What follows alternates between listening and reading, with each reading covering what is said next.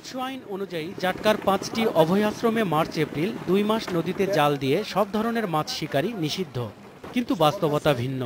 নিষিদ্ধ কারেন্ট জাল পেতে নদী থেকে ইলিশের পোনা এবং মা মাছ শিকার চলছে অবাধে।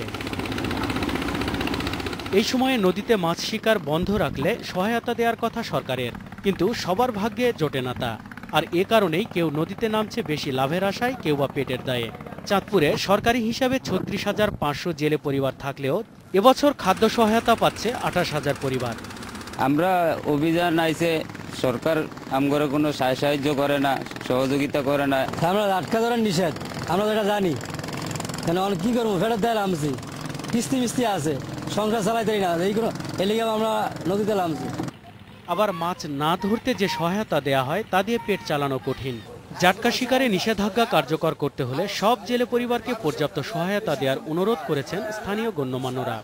সকল জেলেদেরকে নিবন্ধিত সকল জেলেদেরকে চাল দেওয়া হয় এবং পাশাপাশি তাদেরকে আরো কিছু অর্থ জীবিকা নির্বাহের জন্য দেওয়া হয়। আমি আশা করি সকল জেলেরাই মাছ ধরা বন্ধ করে দেবে।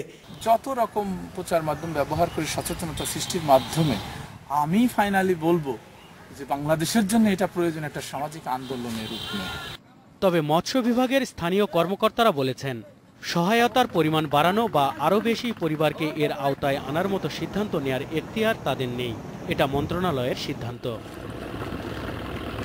নজরুল ইসলাম তমাল, ইন্ডিপেন্ডেন্ট নিউজ।